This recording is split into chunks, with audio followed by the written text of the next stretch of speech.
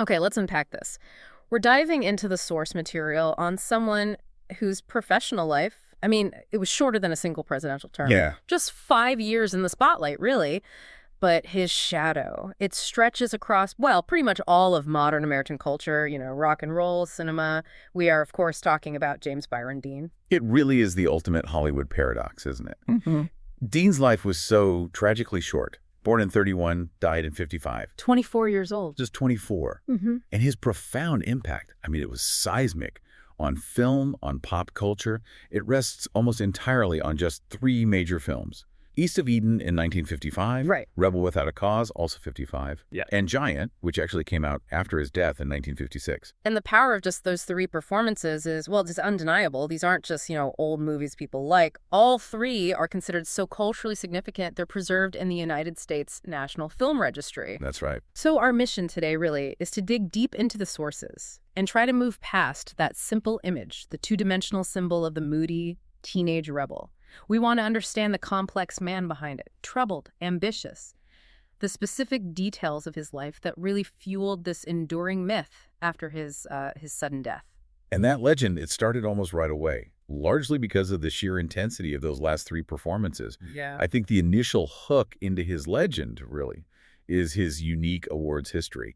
It speaks directly to the kind of monumental talent we're talking about in those roles. Tell me about those records, because this is where you really see the immediate cultural shock, the reckoning with his loss. Precisely. So James Dean was the very first actor in Academy Award history to officially get a posthumous nomination for Best Actor. That was for East of Eden, playing Cal Trask. The very first, officially. Officially, yes. Now, there was an actress, Jean Eagles, way back in the 20s, who got one, but it was sort of unofficial at the time. Dean really set the modern precedent. And then, incredibly, the very next year, he got a second nomination for his last role in Giant. Wow. Which means he's still the only actor in history to get 2 posthumous acting nominations. It's just unheard of, really, for someone whose entire lead filmography is basically those 3 movies. 2 nominations for 3 films. That really sets the stage perfectly, doesn't it? It tells you the genius was absolutely real, but the story was just brutally cut short.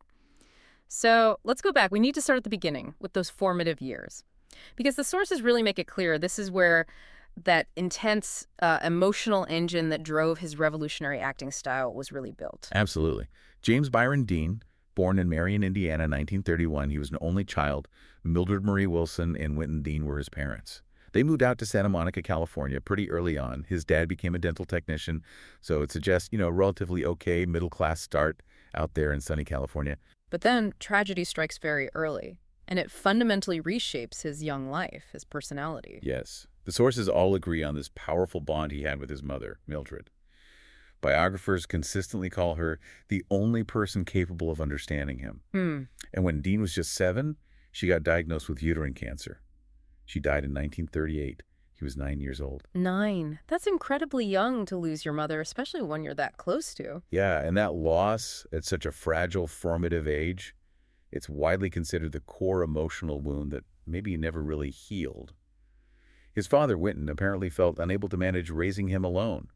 So he sent James back to Indiana to live with his aunt and uncle, Hortense and Marcus Winslow, on their farm in Fairmount, a Quaker farm. That move itself, from sunny, probably exciting Santa Monica back to a quiet religious Quaker farm in the Midwest, that's a huge cultural and emotional shift for a 9-year-old boy already dealing with intense grief. It must have been a massive shock, a completely different world. Now, the Winslows, they provided stability, a strong moral framework, definitely. But the emotional landscape of his life was now defined by this huge vacuum of loss. The sources really emphasize that Dean spent much of his life searching for figures who could offer that understanding and encouragement his mother had given him. And shortly after he moves back, he connects with someone who becomes really important to his development. But it's also a relationship that's, well, extremely controversial. We need to be careful here, obviously. But the sources are quite explicit about his bond with the local Methodist pastor. Right. And this is where we really have to stick strictly to the documented reports, the accounts from biographers, and just present what they say impartially. The person is Reverend James DeWeerd. DeWeerd. Yes. DeWeerd quickly became a central figure in Dean's teenage years, a really crucial mentor. Sources confirm DeWeerd was formative in shaping Dean's interest beyond just farm life. Specifically, his passions for things like bullfighting, car racing, and very significantly theater. Okay, so on one hand, a positive influence, intellectually, creatively. But on the other hand, this relationship has been the subject of persistent and very serious allegations about its nature. Precisely. Some biographers, like Harbin, suggest Dean had an intimate relationship with his pastor, starting in his senior year of high school and lasting for many years. Another book, by Paul Alexander, alleges a specific sexual relationship. We have to mention these accounts because they're pretty foundational to how biographers later try to understand his complex sexuality and emotional needs. And layered on top of the claims about de Weird, there's another separate and profoundly disturbing report. It speaks to his vulnerability right after his mother's death. Yes, this narrative came out much later, around 2011. Several sources reported that Dean had apparently confided in Elizabeth Taylor while they were filming Giant. His co-star. Exactly. The claim was that he told Taylor he'd been sexually abused by a minister when he was about 11 years old, which would have been roughly 2 years after his mother died, right after he moved back to Indiana. So this history, profound loss, a jarring relocation, these complicated mentor-guardianship figures, and these alleged early experiences of abuse, it provides a really tragic framework for the intense vulnerability and, frankly, the emotional damage that he later drew on so effectively on screen. It really helps us see his performances not just as, simple teenage rebellion, but maybe as this kind of cathartic self-exposure rooted in deep, lifelong pain. That's a key way to look at it, I think. Many critics argue his method acting wasn't just a technique, it was almost a psychological necessity for him. He was tapping into real feelings, rejection, abandonment, confusion. It's surely no coincidence that his defining roles, Cal Trask in East of Eden and Jim Stark in Rebel, are both centered on this desperate, raw search for parental validation, especially fatherly love. But despite carrying all that intense emotional baggage, the sources say Dean actually did really well in high school. He wasn't just some troubled loner hiding in the corner. No, not at all. In Fairmount, he was apparently very popular. He kept up excellent grades. He was a star athlete, played baseball, varsity basketball, showed strong social skills, and crucially, he really threw himself into drama and public speaking. He even competed nationally in forensics through the Indiana High School Forensic Association. This was really his first outlet, his first taste of using that deep emotional well for performance. So after graduating high school in May '49, he heads back to California to live with his father and his new stepmother, Ethel. Was that an attempt to reconnect? It seems like it was, yeah. But the source material suggests that attempt to rebuild a relationship with his father, Winton, pretty quickly soured. Biographers describe it as uncommunicative antagonism. Oof. Winton was a practical man, apparently wanted his son to pursue a secure career, like law. So Dean initially enrolled at Santa Monica College, majoring in pre-law, probably trying to appease his father. But the pull of acting was just too strong. Absolutely. He quickly transferred over to UCLA, changed his major to drama. There's a great quote that sums up his drive. He said something like, "The decision to act was never prompted. My whole life has been spent in a dramatic display of expression." He found the whole academic setting kind of stifling, apparently, and in January 1951, he dropped out of UCLA altogether to pursue acting full-time. And then begins the classic struggle, right? Hollywood's a tough town for an ambitious young actor with no real credits yet. Oh, yeah, it was a grind. You can trace his path from total unknown to, burgeoning talent through the list of really humble jobs he took. His very first TV appearance, a Pepsi-Cola commercial. Ah, really? Pepsi. Yep. His first speaking part was playing John the Apostle in an Easter TV special called Hill Number 1 in 1951. And his early film roles were tiny, often uncredited walk-ons, a soldier in fixed bayonets, a boxing corner guy in Sailor Beware, just some youth in Has Anybody Seen My Gal? And to make ends meet, he had to take jobs like working as a parking lot attendant at CBS Studios. But that parking lot attendant job actually turned out to be pretty pivotal, didn't it? Though it also leads us back into that discussion about the transactional side of his early career. Indeed. It was there, at the CBS lot, that he met Rogers Brackett. Brackett was an established radio director for an ad agency, a man with connections, with resources. Brackett took Dean under his wing almost immediately, offered him professional guidance, helped him land some small roles, and maybe most importantly at the time, offered him a place to live. And Brackett's guidance eventually led Dean to his first starring role, but on Broadway, right? In a play called See the Jaguar. And then the advice shifted, telling Dean he needed to leave LA and get serious training back east. That's right. Following encouragement from another actor, James Whitmore, and with Brackett really pushing him, Dean moves to New York City in October 1951. This was probably the single most important professional decision of his life because it led him straight to the actor's studio. New York, that's where he finds it. The famous training ground that really defines his whole style, the method. For listeners who might not be familiar, what exactly did getting into the actor's studio and studying under Lee Strasberg mean for a young actor in the early 50s? It was huge, right? Oh, it was absolutely transformative. The actor's studio, led by the legendary Lee Strasberg, wasn't like a traditional acting school. It was this exclusive, intense workshop focused entirely on teaching the method. Oh, yeah. It's this technique based on Stanislavski's system. Really intense internal work focused on emotional recall, finding deep psychological realism in your performance.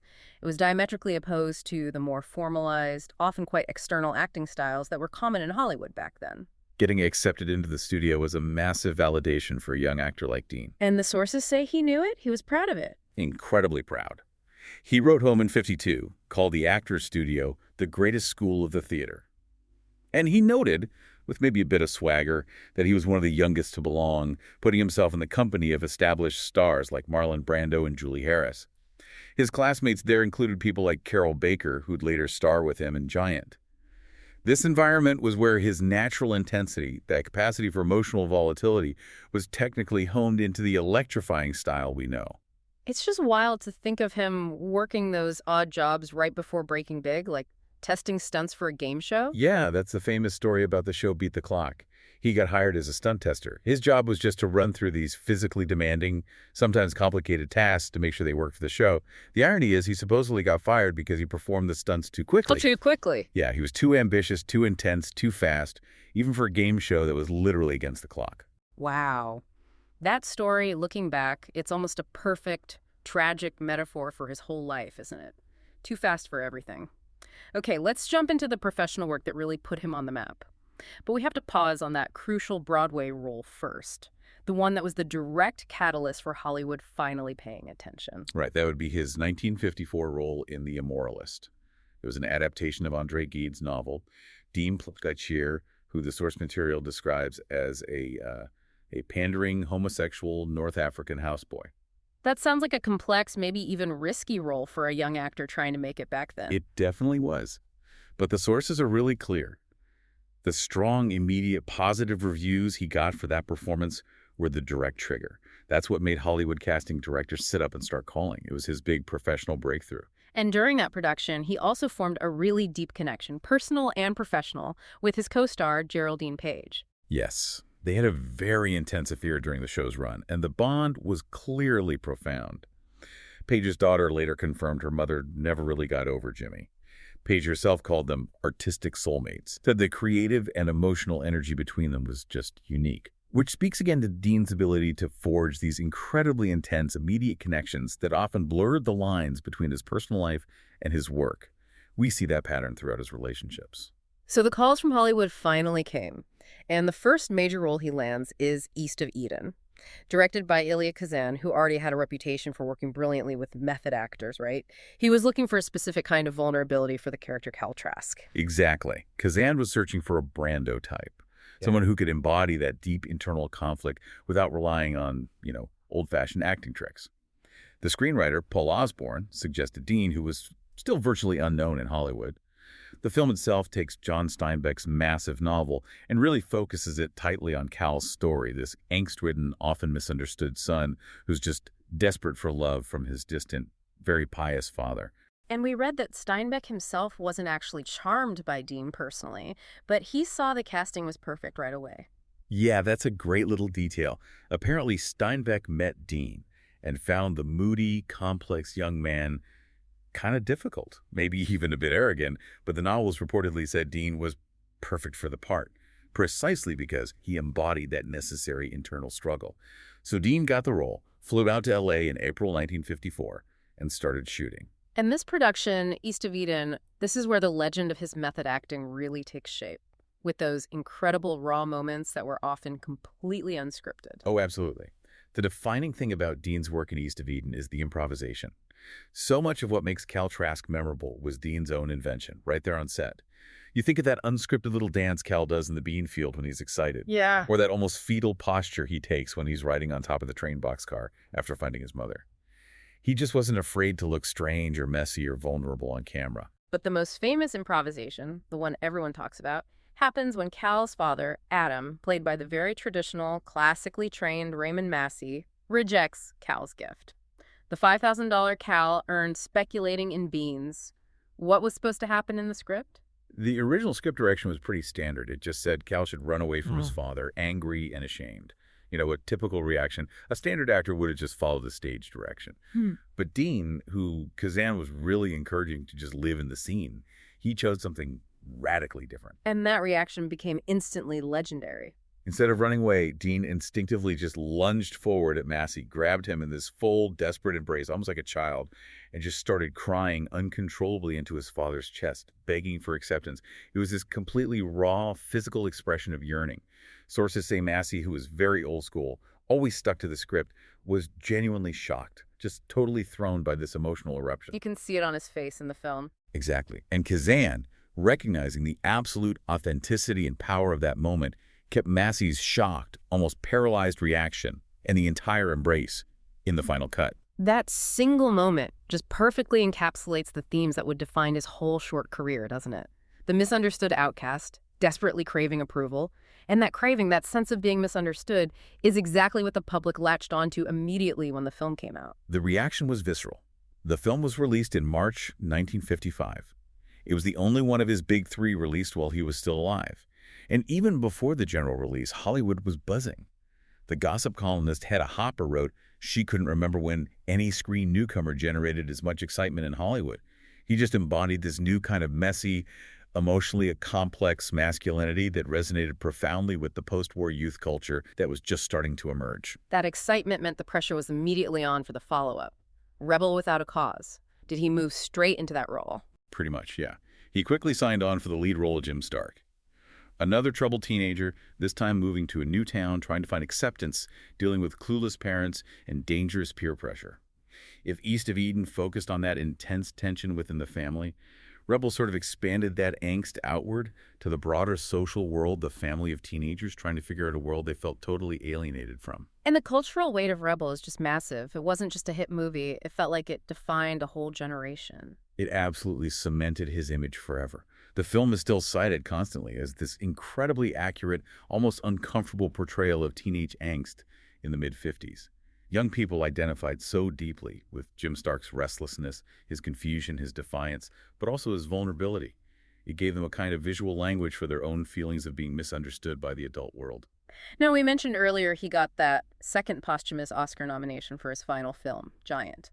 Did Dean consciously choose that role to try and break away from the rebellious teenager mold? Was he worried about being typecast already? Absolutely. The sources really indicate this was a very conscious, calculated career move. After the immediate success of East of Eden and knowing the kind of impact Rebel was likely to have, Dean definitely understood the risk of getting stuck in that one type of role. So he took the part of Jet Rink. Which was very different. Totally different. Jet Rink is this quiet, kind of resentful Texan ranch hand who strikes oil and becomes incredibly wealthy, but also bitter and isolated. Yeah. It was in George Stevens' sprawling epic drama, Giant. It was absolutely a way for him to showcase maturity, range, something beyond the sensitive teenager. And his commitment to the craft, to the method, was clear in how he physically transformed for that role, right? Yeah. To show Jet Rink aging over decades. He was meticulous about it. To play the older, richer, much more dissipated version of Jet Rink in the later parts of the film, Dean actually dyed his hair gray. He even shaved some of it off to create a receding hairline. He also spent a lot of time on the actual ranch location, learning the specific mannerisms, the cadence of a West Texan ranch hand. This was way beyond what most Hollywood stars would do back then. It was total immersion. There's also that legendary and kind of chilling story about his very last scene shot on the set, the famous drunken speech scene. Right. The crew often called it the Last Supper scene, partly because it was Dean's final performance captured on film before his death, but also because of the setting, a big banquet. Jet Rink is supposed to deliver this rambling, incoherent, drunken speech at this lavish dinner held in his honor, and Dean, in his relentless pursuit of method realism, apparently attempted to deliver the speech while actually drunk. How did that work out? Well, the realism was maybe too real. Yeah. He mumbled so badly that the director, George Stevens, realized the dialogue was completely unintelligible, totally unusable for the film's soundtrack. So that entire speech had to be overdubbed later in post-production by another actor, Nick Adams, who had a smaller part in the film and was a friend of Dean's. It's literally his last moment on film, a moment of intense artistic ambition that kind of overshot the technical needs of making a movie. Wow. A testament to his intensity, but also another echo of that too fast quality. So once Giant wrapped, that was it. His film career was tragically complete. Before we get to the accident itself, we really had to spend some time on the man off screen. Because the complexity of his private life, especially his relationships and his sexuality, seems absolutely fundamental to understanding the icon he became. Yeah, and I think the first thing we have to do is try to separate the narrative that the studio created around him from the reality he was actually living. He was a huge, valuable commodity for Warner Bros., and maintaining a certain public image was absolute non-negotiable in the Hollywood of the 1950s. Which meant basically suppressing anything that complicated the simple picture of the moody, heterosexual heartthrob. Exactly. The studio publicity machine was working overtime. Warner Bros. Strategically grouped him with other desirable young male stars, most famously Rock Hudson and Tab Hunter. They were constantly planting stories about his supposed romances with various actresses. The official line was that all three were highly eligible bachelors, but just too dedicated to their skyrocketing careers to settle down and marry. It was pure PR, aimed squarely at the female audience. But his private life, as documented by those who knew him best, paints a much, much more complicated picture, especially when you look at the accounts of his closest friends. Which source gives us the clearest window into that personal reality? I think the primary source here has to be William Bast. Bast was Dean's closest friend. They were roommates at UCLA, roommates again later in New York, and Bast wrote the very first biography of Dean after his death. He knew Dean intimately over those crucial last 5 years of his life, the entire period of his rise from unknown to superstar. And Bast's later writings, years after that first biography, shed much more light on the truth the studio worked so hard to hide, particularly about the transactional nature of getting ahead in his early career. Right. In his 2006 book, Surviving James Dean, Bast was much more candid than he could have been back in the 50s or 60s. He confirmed that he and Dean had actually been lovers one night during a trip they took together.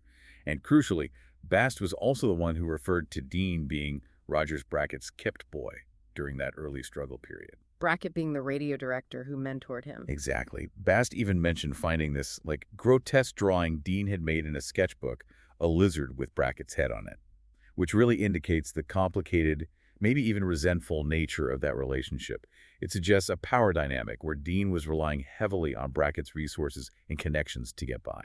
It really highlights the potential high cost of entry for ambitious young actors back then, doesn't it? Where powerful mentors could sometimes dictate the terms of advancement in ways that went beyond just professional help. It creates a really messy reality to grapple with. Was Dean genuinely attracted to men? Or was he, as some critics like Joe Hyams later claimed, sometimes engaging in sex for trade to secure roles, guidance, maybe even just a place to live? The source material really suggests a complex mix of things: ambition, genuine need, and probably authentic sexual fluidity all converging. Yet at the same time, we have accounts from other friends who strongly push back against the idea that Dean was primarily gay. They emphasize his focus on women, on girls, and on his professional drive. And that's the core of the complexity we have to acknowledge, right? Yeah. James Bella, a friend from his UCLA days, stated pretty bluntly that Dean was a user. Bella didn't believe Dean was fundamentally homosexual, but suggested Dean would do what he felt he needed to do to achieve a professional goal. Martin Landau, who became a good friend at the Actors Studio, also doubted Dean was essentially gay. He said their conversations were mostly about girls and women, and director Mark Rydell chimed in too, saying Dean had very big appetites and just exercised them freely, suggesting broad sexual experimentation. But Rydell also felt Dean wasn't essentially homosexual. Okay, so amidst all this complexity, let's talk about the relationship that was his most famous, most intense heterosexual romance, the one with Pier Angeli.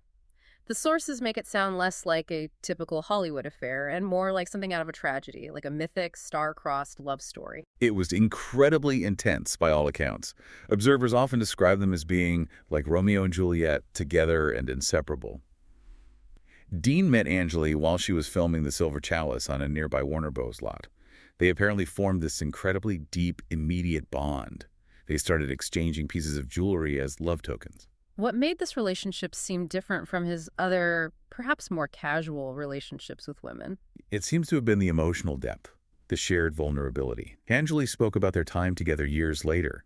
She recounted these secret meetings they'd have in a little cottage out on the coast, sharing their deepest fears. And she even mentioned this mutual, highly romantic, almost morbid desire they shared to walk together into the sea holding hands as this ultimate gesture of commitment. Wow, that's intense. A profound level of emotional connection. What did Dean himself say about her that signaled this depth? He was quoted saying something beautiful about her. Everything about Pierre is beautiful, especially her soul. She doesn't have to be all gussied up. She doesn't have to do or say anything. She's just wonderful as she is, which really suggests he saw her as this source of genuine peace and acceptance, something he probably rarely found in his turbulent life. So, why did it end then? If the bond was that profound, what do the sources say was the real breaking point? Well, the external pressures were just immense, and ultimately they seemed insurmountable. Angeli's mother intensely disapproved of Dean, primarily because he wasn't Catholic and because he didn't fit her idea of how a proper young man should dress or behave. His casual style, his nonconformity were seen as totally unacceptable by her family. And the studio. Simultaneously, Warner Bros. Was putting immense pressure on Dean, telling him point blank not to get married. It would shatter his image as the ultimate available heartthrob. And then, compounding all that, Dean himself seems to have been deeply ambivalent about the finality of marriage. Terrified of domesticity, maybe? Perhaps influenced by his own childhood trauma around family? And the ending was sudden and dramatic, wasn't it? Almost like a movie scene itself. Devastatingly so. Yeah. While Dean was briefly away in New York, in October 1954, Angeli suddenly announced her engagement to the Italian-American singer Vic Damone. Just like that. Just like that, they got married the very next month. Now, there's the famous, though maybe apocryphal, story that a heartbroken Dean watched the wedding ceremony from across the street on his motorcycle, supposedly even revving the engine during the vows. Dean himself later denied doing anything that dumb, but a really poignant detail was found among his personal belongings after his death. An order for the solemnization of marriage pamphlet, the kind you get before a wedding, with the name Pierre lightly penciled inside. The emotional wound was clearly very real. Angeli's. She later went through 2 difficult marriages herself and tragically died from a barbiturate overdose at just 39. Reports say that in her final years, she told friends that James Dean had indeed been the one true love of her life. Such a sad story. Okay, shifting back to the core complexity of his identity. The sources seem very clear that James Dean himself refused to be defined simply as straight or gay. He really embodied that ambivalence. Dean's own famous quote about his sexuality perfectly sums up his refusal to be boxed in. He said he isn't going to go through life with one hand tied behind my back, which strongly suggests an openness to experience, a rejection of the rigid sexual categories of the 1950s. Nicholas Ray, who directed him in Rebel Without a Cause and knew him well, was apparently quite explicit in his assessment. Ray stated it unequivocally. He said, James Dean was not straight, he was not gay, he was bisexual. That seems to confuse people, or they just ignore the facts. That view, coming from someone who collaborated so closely with him, definitely supports the idea of genuine bisexuality, or at least experimentation. Another figure, John Gilmore, a fellow motorcyclist, also claimed that he and Dean experimented with gay sex sometimes. He described it as bad boys playing bad boys while opening up the bisexual sides of ourselves. Though Gilmore later seemed to suggest Dean leaned more gay than bisexual, it's complicated. So let's try to balance that with the sex for trade narrative again, the idea that some relations might have been primarily transactional for career advancement. And that's the crucial distinction the source material really forces us to consider. Those transactional claims, raised by biographers like Joe Hyams and kind of confirmed by Bast regarding the relationship with Rogers Brackett, they paint a picture of an incredibly ambitious actor using literally all available resources to climb the Hollywood ladder.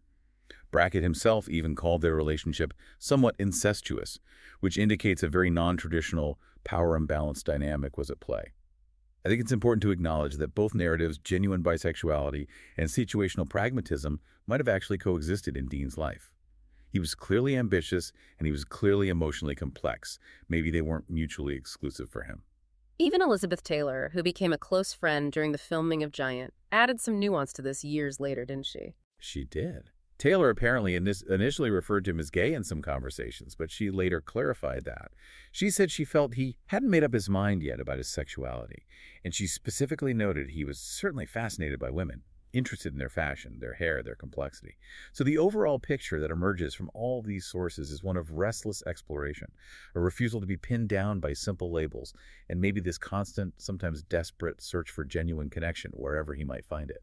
This intense searching personality. It seems he often channeled that restlessness into very physical outlets, and for James Dean, the big one became high-speed auto racing. Oh, yeah. His interest in motorsport got really serious right after he finished filming East of Eden.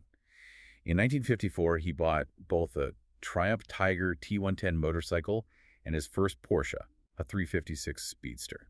And he wasn't just some casual weekend enthusiast. He pursued racing professionally with the same kind of intensity he brought to his acting. And he was good at it too, right? What were his successes in that very short racing career? He was immediately good, yes. His very first professional race was the Palm Springs Road Races in March 1955. He won first place in the novice class and got second in the main event. This is a seriously impressive debut. Definitely. Then a month later in Bakersfield, he finished first in his class again and third overall. Sources say he even had ambitions of competing in the Indianapolis 500 someday, but his film schedule just made it impossible. Oh, of course, Warner Brothers, the studio, must have had strong opinions about their multi-million-dollar star risking his neck in race cars. Oh, they were vehemently opposed, absolutely hated it. His racing was put on immediate hold when Warner Brothers contractually barred him from all racing activity during the entire production of Giant. They cited insurance risks, understandably. But the moment filming wrapped in September 1955, the sources describe him as just longing to return to what he saw as the liberating prospects of motor racing. He clearly needed that adrenaline, that release.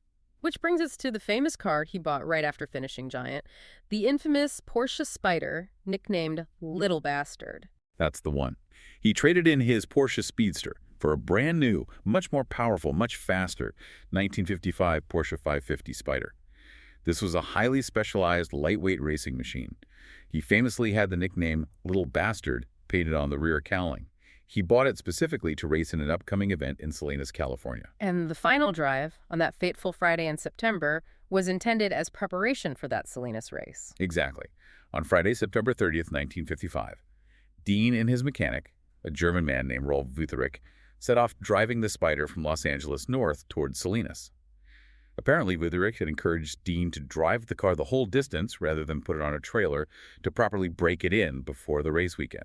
They were accompanied by stunt coordinator Bill Hickman and the photographer Sanford Roth, who followed them in a separate Ford station wagon towing Dean's trailer. And the day itself was marked by that characteristic intensity and speed, even before the crash. Yes.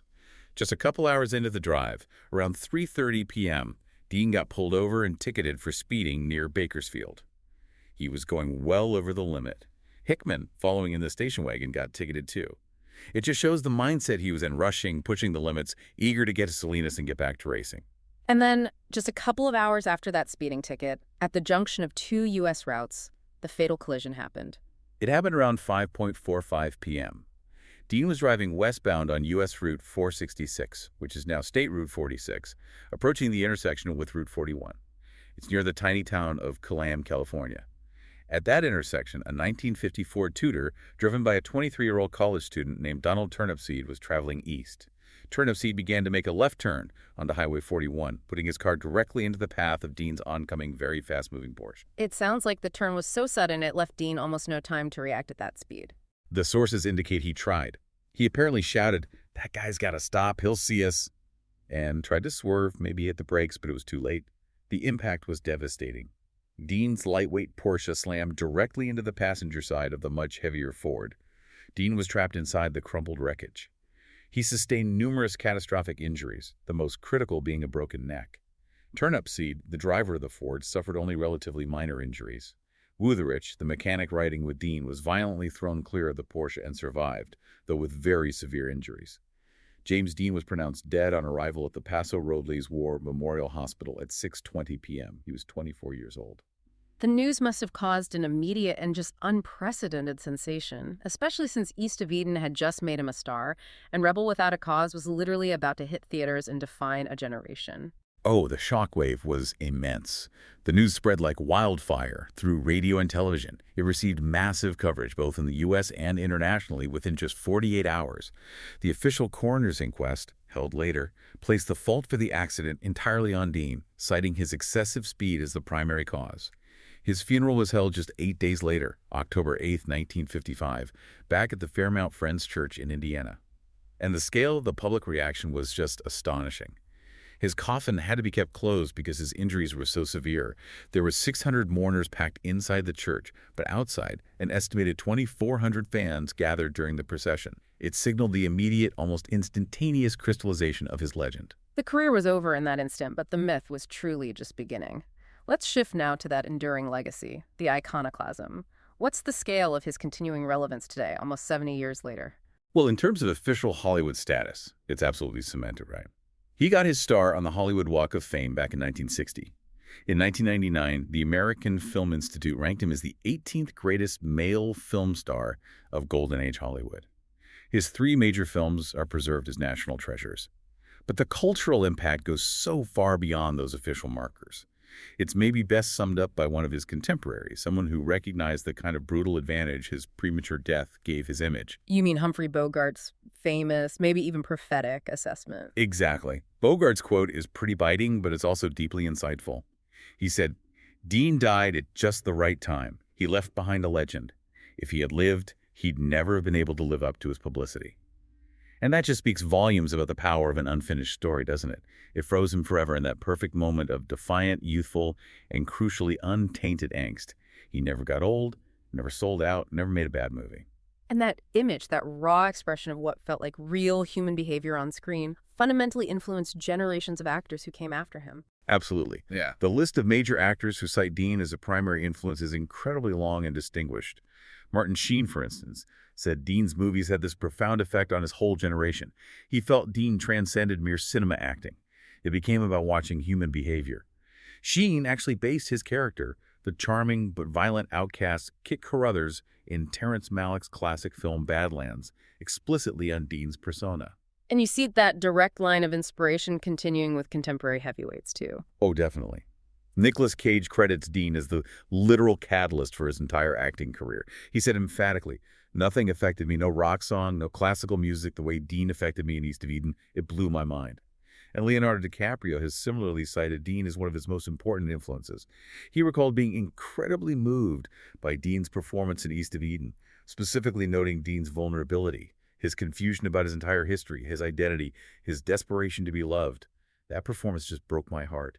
It's that deep emotional connection he forged. And that influence even travels globally. There's a star in Bangladesh, Salman Shah, who's often compared to Dean because of the parallels: short, prolific career, a passion for fashion and cars, and tragically dying young, also at 24. It really proves that emotional blueprint Dean created is somehow universal. It really does seem to be. But Dean's impact didn't just stay within the world of cinema. It bled directly into the development of rock and roll music and the whole burgeoning counterculture youth movement of the 50s and beyond. He was identified by cultural researchers, like David R. Shumway, as being a harbinger of youth identity politics. Yeah. He was arguably the first major icon that allowed young people to define themselves in opposition to the established adult norms. That's fascinating, especially since a film like Rebel Without a Cause didn't even feature rock music on its soundtrack, did it? No, it didn't need to. The film's whole aesthetic, the defiant attitude, the effortless cool, the leather jacket, the underlying vulnerability, it directly influenced early rock and rollers like Elvis Presley, Eddie Cochran, Gene Vincent. The trade magazine Music Connection once famously just called Dean the first rock star. He provided the visual template, the moody attitude. And that link to Elvis is particularly clear, isn't it, given Presley's own comments about how he consciously cultivated that demeanor. Presley openly admitted he studied both Dean and Marlon Brando. There's a great quote from a 1956 interview where Presley talked about their appeal. "We're sullen, we're brutal, we're something of a menace. I don't understand it exactly, but that's what the girls like in men. I know, you can't be sexy if you smile, you can't be a rebel if you grin." Dean perfected that permanent, non-grinning, magnetically dangerous look. He provided the visual blueprint for that rebel style. And that influence didn't stop in the 50s. It extended even into the folk era and much later. Decades later, the influence was still potent. Bob Dylan consciously evoked James Dean visually on the cover of his landmark album, The Freewheelin' Bob Dylan, and again on Highway 61 Revisited. His biographer called it cultivating the James Dean with guitar image. And Dean's name and image have just been continually referenced in countless songs ever since, from the Eagles track James Dean right up to Taylor Swift's hit Style. He's a permanent cultural reference point. Let's talk about the fashion aspect, too, because that remains arguably his most universal and inescapable legacy, that look. Oh, absolutely. His signature style, that simple combination of blue jeans, a plain white t-shirt, and a rugged leather or maybe a red windbreaker jacket, it became a universal wardrobe staple. It elevated the white t-shirt from just an undergarment into this powerful symbol of defiant working-class cool. It's truly one of the most identifiable and imitated looks of the entire 20th century.